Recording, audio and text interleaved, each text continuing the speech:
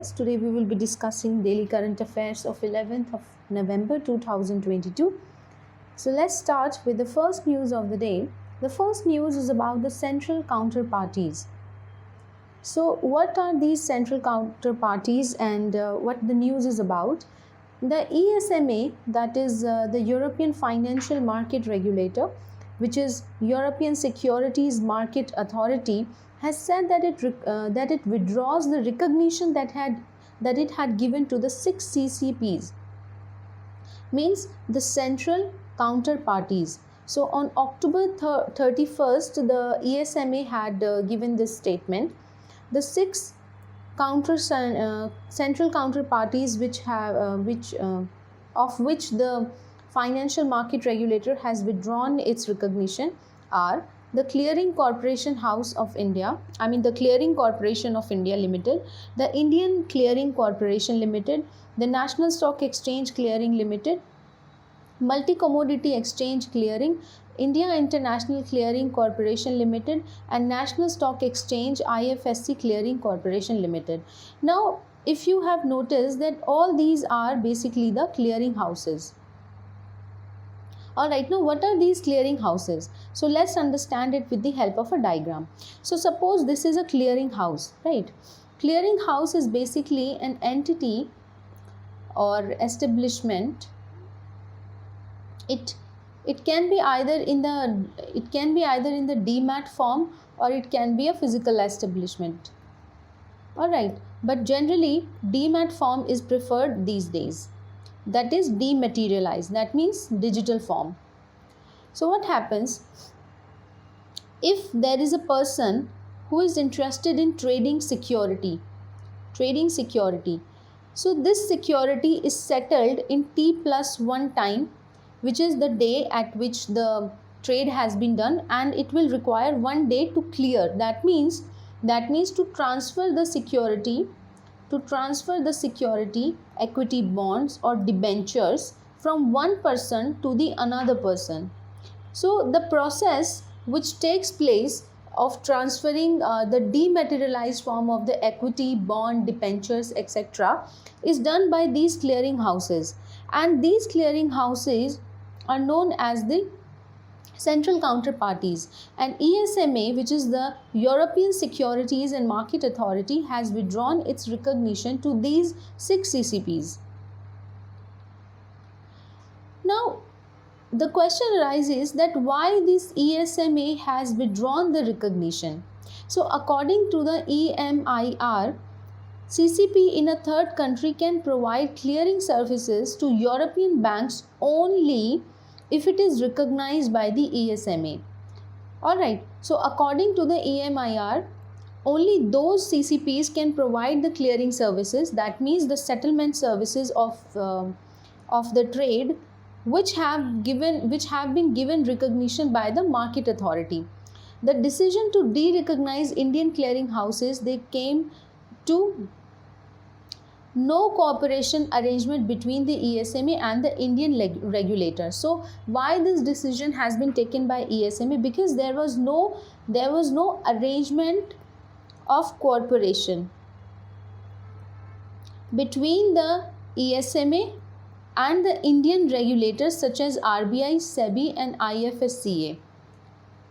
So ESMA wants to supervise these CCPs, which the Indian regulators are not in favor, as they feel the entities, they are robust for risk management.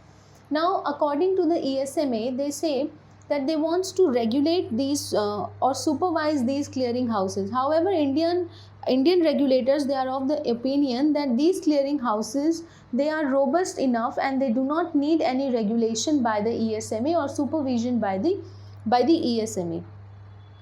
So what is the timeline that has been given by the ESMA?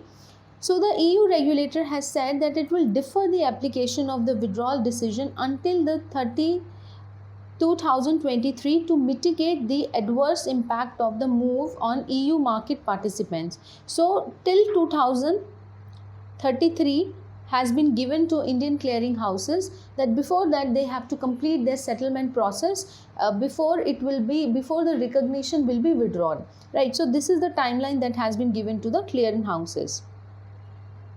The next news of the day is about the green bond. Now, what are these sovereign green bond? Now, what happens, for example, this is Government of India. Government of India releases bonds. What are these bonds? Basically, bonds are the instruments to raise money. And after a certain period of time, on maturity, these bonds, they attract some interest. All right, so they attract some interest. Suppose a person buys the sovereign bond. Sovereign means the bond which is issued by the government of India or the government of that particular country. So suppose this country, suppose this person, it buys a bond. So let's say this is the bond. Now the bond says bond is of rupees 500 plus it will be given this 10% of interest on maturity, and let's say the bond is of for 5 years. So after completion of 5 years, 10% of interest will be given to the person on the bond value. This percent of interest could be inflation adjusted, which are inflation indexed bond. So depending upon the inflation, this percent of interest will be adjusted by the government, and on the maturity of the bond, the face value of the bond, that means the rate of the bond, and this interest will be given to the person. Now, the government which sells these bonds raises certain amount, and this amount is utilized for the purpose for which the bonds will be raised. For example, if we speak of the sovereign bond, green bond, then this green bond, the income generated or the money which will be raised by these bonds, because basically bonds raises money is known as the borrowings. So when the government of India issues bonds, so it's basically it is public borrowing. Alright, it is public borrowing. So the money which will be raised by the sovereign green bonds will be utilized for the purpose of raising the green infrastructure. Now it is in the news now that because government on Wednesday gave nod to the final sovereign green bonds framework in line with the budget announcement. So in the budget 2022 to 23, our finance minister Nirmala Sitharaman, she had announced about the green bonds, and now the framework has been designed and the final nod has been given by the government to raise the green bond, to raise the sovereign green bond. So the issuance of the green bond will help in reducing the carbon intensity of the economy of rupees 16,000 crore. Now how it will reduce the carbon intensity? Because the money that will be raised by the green bond will be invested into the clean energy projects. So the proceeds from these green bonds, which are part of the scheduled borrowing plan of the government.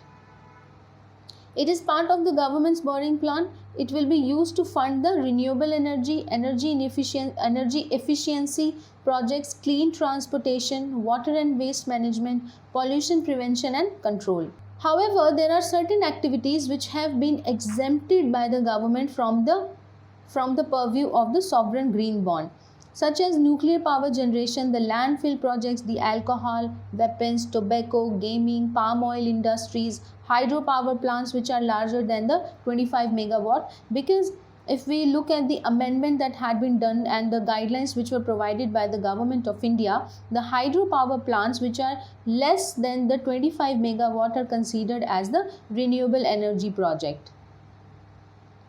Renewable energy project. So all eligible green expenditures will include the public expenditure by the government in the form of investment. They could be given the subsidies, there could be grant in aid, or the tax could also be foregone. That means there will be tax exemption. So according to the news, the finance ministry will also constitute a green financing working committee which will have all the members from the relevant ministries, and it will be chaired by the chief economic advisor. The committee will meet at least twice a year to support the ministry with selection and evaluation of the projects. So the selection and the evaluation of the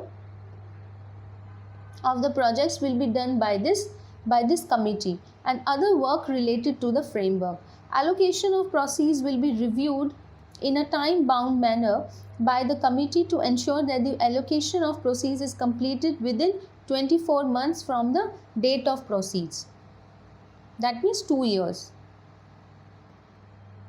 The committee is going to also bring out an annual report on the allocation of the proceeds to the eligible projects along with the detail of the project which are financed, their status of implementation and the unallocated proceeds. So there will be an annual report which will be released by this committee, which is going to have that how much allocation has been done, the eligible to the eligible projects, the details of the projects will also be given, what is the status of its implementation, and what are the unallocated proceeds of the projects. Now this committee, it will meet to identify the fresh set of eligible expenditures in line with the framework in consultation with the line ministries. That means the ministries which are concerned with it. What are other important points with this? The finance bill which is passed, and the Ministry of Finance will inform the Reserve Bank of India. Once the finance bill is passed, the Ministry of Finance is going to inform the Reserve Bank of India regarding the amount of the eligible green bonds that can be utilized. The Consolidated Fund of India, in line with the regular treasury policy, and then the funds from the Consolidated Fund of India, it will be made available for the green projects. The next news of the day is about the National Bioenergy Program. So let's look at what this National Bioenergy Program is, which has been notified by the Ministry of New and Renewable Energy. So if we look at the key points associated with this bioenergy program, then basically it is going to continue from the financial year of 2021-22 to 2025-26.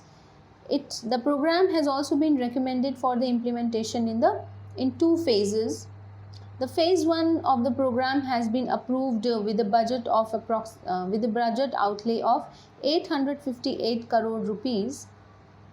So the news was taken from the Hindu that the Ministry of New and Renewable Energy has said that it is going to continue the National Bioenergy Program till the financial year of 2025-26, which we saw in the key points. And you should remember the ministry, because in the previous year UPSC preliminary test, a question with respect to the Ministry of Tribal Affairs has also been asked. So you should keep in mind the Ministry of Bioenergy Program. And I think it is a relevant ministry. You can quickly remember it, that when it comes to the renewable energy and the renewable energy projects, it is the Ministry of New and Renewable Energy.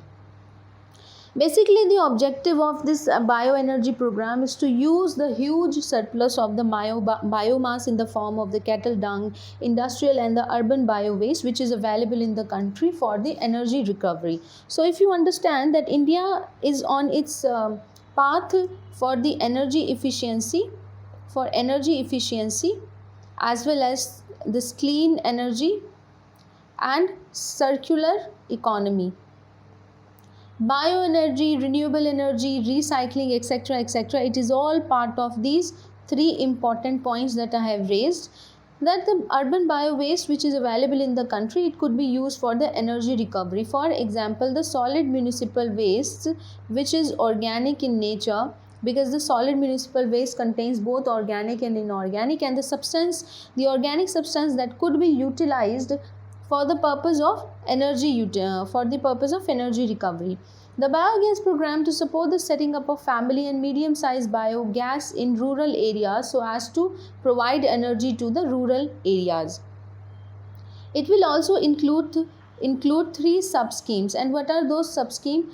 The waste to energy program, it will help support setting up of a large biogas, bio-CNG and power plants, which excludes the municipal solid waste to power projects. The biomass program scheme to support manufacturing of the briquettes and pellets, promotion of biomass which is non-bagasse based. Now what is this bagasse? When the sugar cane is pressed, and this sugar cane juice is taken, and then it is heated, or you can say then it is cooked for some time. So there is a So what happens, the waste which is left after this process, that is known as the bagasse. This waste after crushing the sugar cane, that is known as the bagasse. And if you remember the bio coal firing policy of the government of India, that the biomass pellets will be designed and they will be coal fired in the thermal power plants. So this is in accordance with that policy, that this briquettes will also be used for the power generation and the non-bagasse based power generation projects.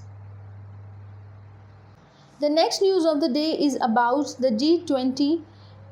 So these are the members of the G20. This is G7. These are the members of G8. So if you look at the members of the G20, then we have, starting in the alphabetical order, we have Argentina, Australia, Brazil, China, European Union, India, Indonesia, Mexico, Saudi Arabia, South Africa, South Korea, Turkey, Russia, Canada, France, Germany, Italy, Japan, United Kingdom, United States of America. So these are the members of G20.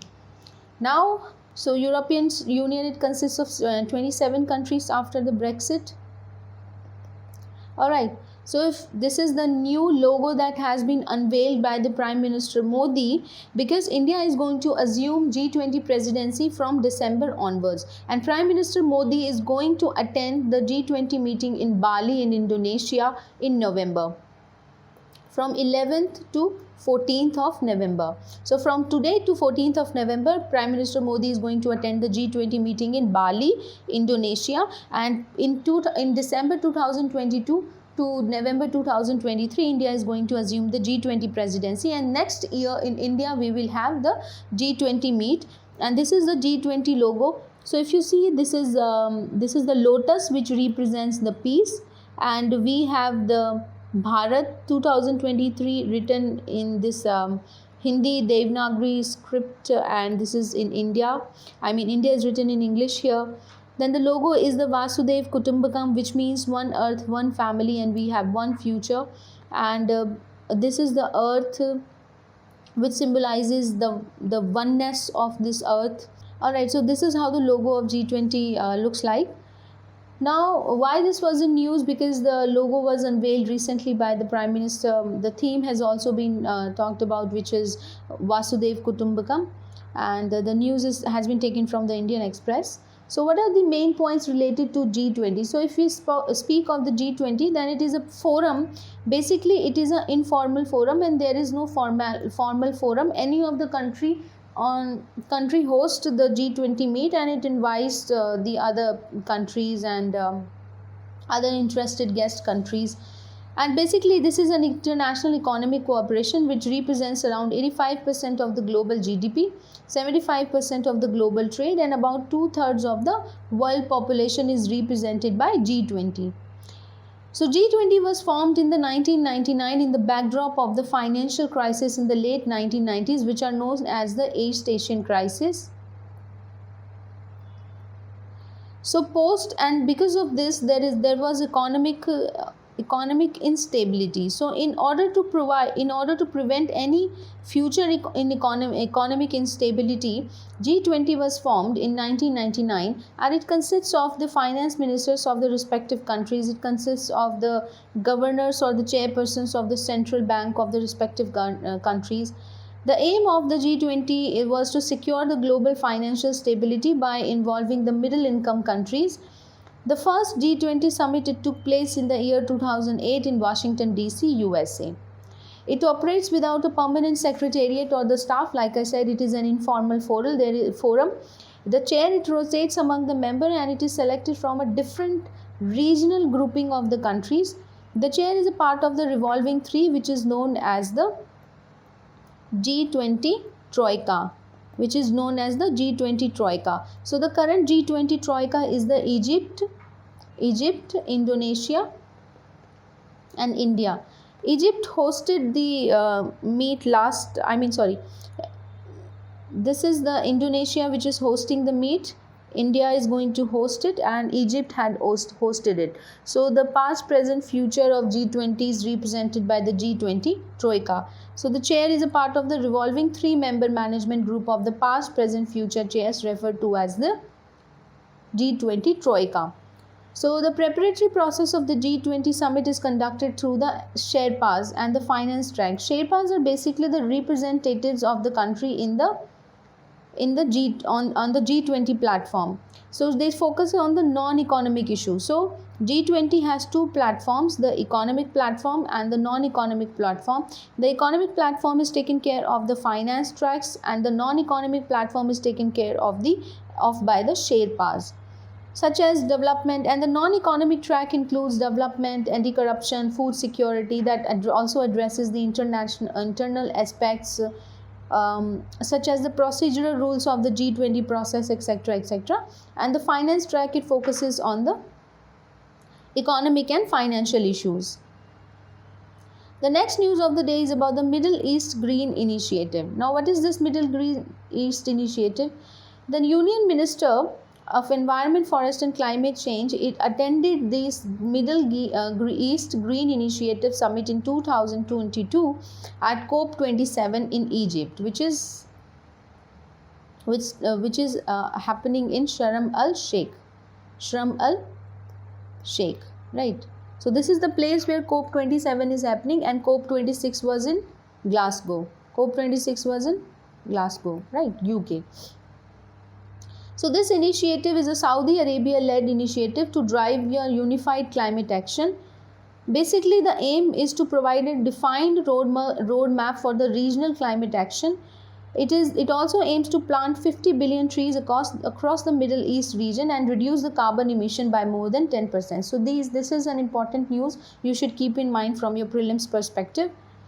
The inaugural summit, it was hosted by the Saudi Arabia's Crown Prince in Riyadh, which is the capital of Saudi Arabia, in the year 2021. So this is not the new initiative. It started in the year 2021, and the current summit is being hosted on the sidelines of the COP27, which is occurring in Sharm el Sheikh in Egypt. So the next news of the day is about the National Florence Nightingale Award. These awards are given in the field of nursing. This award is given in the field of nursing. So this is Florence Nightingale, and this is our President Mrs. Draupadi Murmu. She is giving National Florence Nightingale Award to one person. Now, why this was in news? Because the President of India recently presented the National Florence Nightingale Award 2021. The Florence Nightingale, she was an English social reformer, she was a statistician, and she was a founder of the modern nursing. The Nightingale came to prominence while serving as a manager and trainer of the nurses during the Crimean War, in which she organized care for the wounded soldier at the Constantinople, which used to be the capital of the Roman Empire. Basically, her efforts, they formalized the nursing education and led to the establishment of the first scientifically based nursing school, the Nightingale School of Nursing at St. Thomas Hospital in London. So that's it for today. Thank you so much for watching Tarun IAS. Have a nice day.